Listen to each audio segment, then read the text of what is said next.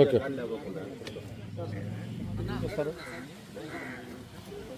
ఏం పెట్టుకునేవన్నా. నా పేరు రామకృష్ణారెడ్డి అండి. నేను గత 12 సంవత్సరాలుగా ఈ కాలనీలో ఉంటున్నాను. మేమేదో సీనియర్ సిటిజన్లమంతా ఇక్కడ ఎక్కువ మంది చేరుకున్నాము, ఏదో ప్రశాంతంగా ఉంటుంది కాలనీ అనే ఉద్దేశంతో. ఈ పక్కన పూర్వం ఎప్పుడో గత 20-25 సంవత్సరాల క్రితం రెవెన్యూ వాళ్ళు వీళ్ళకు మడుమీదపల్లె రజకులకు దోబిఘాటుకి ఏదో ఇచ్చినారని తెలిసింది. అప్పటి నుంచి కూడా ఉంది అక్కడ దోబిఘాటు. అక్కడ వాళ్ళు వస్తున్నారు, బట్టలు ఉత్తుకొని పోతున్నారు. ఎవరో 3-4 3-4 ఫ్యామిలీలు రిక్షాలోనో ఆటోలోనో వేసుకొని వచ్చి బట్టలు ఉత్తుకొని పోయేవాళ్ళు. మేము ఎప్పుడు ఏనాడు వాళ్ళకి అభ్యంతరం చెప్పలేదు. గత 4-5 సంవత్సరాలుగా వాళ్ళు బట్టలు ఉత్తుకోవడానికి రావడం లేదు ఇక్కడికి. కారణం ఏంటని విచారిస్తే మాకు తెలిసినంతలో ఎవరు బట్టలు ఉతికే వాళ్ళు లేరు మడుమీదపల్లిలో. అందరూ ఆటోలు ట్యాక్సీలు అన్నీ పెట్టుకొని వెళ్ళిపోతున్నారు. బట్టలు ఉతికే ఫ్యామిలీలే లేవు అక్కడ అని చెప్పి మాకు తెలిసిన సమాచారం. సరే, ఇప్పుడు ఈ మధ్య దాదాపు ఒక 20 రోజుల క్రితం కొంతమంది వచ్చి ఇక్కడ లేనిపోయిన న్యూసెన్స్ చేయడము, ఏదో ఫెన్సింగ్ వేసుకుంటాము, ఫంక్షన్ కాల్ కడతాము, ఏదో చెప్తున్నారు రకరకాలుగా. సరే, ఏంటి సమాచారం అని చెప్పి మా బిల్డర్ భాస్కర్ రెడ్డి గారికి చెప్పి వాళ్ళందరినీ పిలిపించాము. అందరినీ ఇట్లే మాదిరి మాతో పాటే కూర్చోబెట్టుకొని వాళ్ళకి అర్ధగంట టైం ఇచ్చినాం. ఆయన ఏదో అంతా చెప్పాడు, లెక్చర్ అంతా. మేము ఇది చేస్తాం అది చేస్తామని ముందంతా మంచిగా చెప్పినాడు. అందులో ఒక అబ్బాయి మాత్రం మేము బట్టలే ఉతుక్కుంటాం సార్, ఆడేదన్నా షెడ్ వేసుకోవడానికి మీరు కూడా 10,000 సాయం చేయండి అని కూడా అడిగినాడు. బంగారం ఇస్తాం పోనైనా వేసుకోపోండి అని చెప్పినాం బట్టలు వేసుకోవడానికి. వాళ్ళు మీరు ఒకసారి చూడండి సైట్కి వచ్చి. వాళ్ళ దోబిఘాటు ఈ మొత్తం సర్వే నెంబర్లో ఆ లాస్ట్లో ఉంది, ఎక్కడ పడమటి దిశన. వాళ్ళు ఇప్పుడు తూర్పు దిక్కున వచ్చి ఫెన్సింగ్ బోర్ వేసినారు, దానికి మోటార్ బిగించినారు. చుట్టూ మొత్తం ఇటువైపు కొంత రెవెన్యూ స్థలం ఉంది, అంటే రోడ్డు పొరంపోకుంది. అటువైపు కొంచెం ఫారెస్ట్ ఉంది. ఇది కొంచెం అది కొంచెం కలిపి అంత వెడల్పుగా తయారు చేసుకొని అంత ఫెన్సింగ్ వేయాలని చూస్తున్నారు. ఎందుకు మీరు ఇట్లా చేస్తున్నారు? చేయొద్దు బాబు, మీకు దోబిఘాటుకి ఇచ్చినారు, లక్షణంగా మీ వాళ్ళని వచ్చి బట్టలు ఉత్తుకొని పోమని మాకు ఎలాంటి అభ్యంతరం లేదని చెప్పడం జరిగింది. అన్నీ చెప్పిన తర్వాత ఆయన లాస్ట్న మాకు ఇచ్చిన సైటు మా ఇష్టం, మేము ఏమైనా కట్టుకుంటాం ఏమైనా చేసుకుంటామని చెప్పిపోయినాడు వాళ్ళ నాయకుడు. అట్లా చేసేదానికి వీలు లేదమ్మా అని చెప్పినాం. తర్వాత 4-5 రోజులకు మోటార్ బిగించేదానికి వచ్చినారు. ఆ రోజు కూడా నేను మా ప్రెసిడెంట్ చంద్రశేఖర్ రెడ్డి, మోహన్ రెడ్డి గారు అందరం కలిసి మళ్ళీ కూడా పోయి చెప్పినాం, బాబు మీరు వేరే కార్యక్రమాలు చేయొద్దు నాయనా అని. లేదు, మేము ఆర్చి కడతాము, ఫంక్షన్ హాల్ కడతాము. మాకు తెలిసిన సమాచారం అంటే మడుమీదపల్లి రజకులే ఒకరిద్దరు చెప్పడం ఏంటంటే దాని అంతా లేఅవుట్ వేసి పంచుకోవాలని ఉన్నారయ్యా, మాకు 1 ప్లాట్ 2 ప్లాట్లు కావాలని మేము కోరుకుంటున్నాము, మాకు పలకడం లేదు, మాకు ఇవ్వడం లేదని చెప్తున్నారు వాళ్ళు. అది జరిగిన సమాచారం. వాళ్ళకి ఇచ్చిన, ఒకవేళ ఇచ్చి ఉంటే ఒక సర్వే నెంబరు 450లో 1 ఎకరా 36 సెంట్లు ఉండేది. అది ట్రయాంగిల్ బిట్ ఉంది.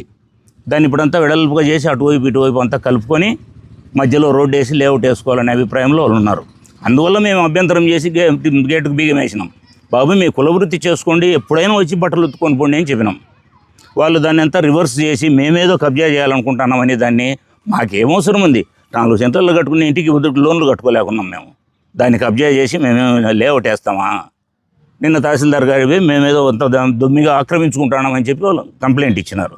సరే, మేము ఇదివరకు వారం ముందే తహసీల్దార్ గారికి, ఎమ్మెల్యే గారికి అందరికీ రిప్రజెంటేషన్ ఇచ్చినాం. ఆ తహసీల్దార్ గారు దాన్ని చదివినారో లేదో కూడా మాకు తెలియదు. మేము ఇస్తాను, అటు చూసినాడు, అటు పడేస్తా, ఎమ్మెల్యే దాన్ని మాట్లాడతాను పోండి అన్నాడు. అది జరిగింది. తీసిపోయినా అంటే మేము ఎవరం లేము. మా కాలనీ అయింది, ఒక ఆయన మనం ఉంది పెళ్ళి ఉంటే అందరం జమ్మలమూడు పోయినాం.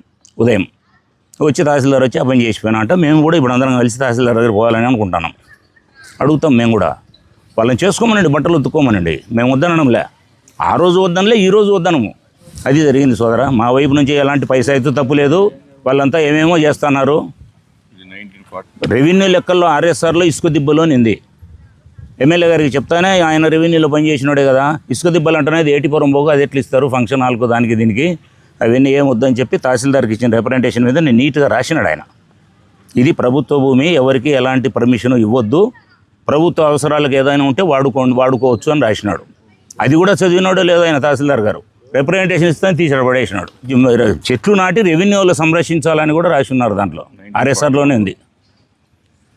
అవన్నీ ఏమీ రికార్డు చూడకుండా బీగాలు ఎందుకు వేసినారు నేను మమ్మల్ని పిలిచి అడగకుండా తహసీల్దార్ గారు ఆయన వచ్చి బీగాలు తీసి నేను బీసీ కార్పొరేషన్ నుంచి ఫండ్స్ తెప్పిస్తా, మీరు ఏమైనా కట్టుకోండి అని కూడా చెప్పిపోయినా అంట. మరి మాకైతే వాళ్ళు వాళ్ళ వృత్తి చేసుకోవడానికి ఎటువంటి అభ్యంతరం లేదు సార్. ఇతర కట్టడాలు అయితే అయినా ఏదైనా ప్రభుత్వం రూల్స్ ఏ విధంగా ఉంటే అయినా ఆ విధంగా వాళ్ళు పర్మిషన్లు తెచ్చుకొని నిర్వహించుకోవచ్చు సార్ అనే విధంగా చెప్పడం జరిగింది సార్.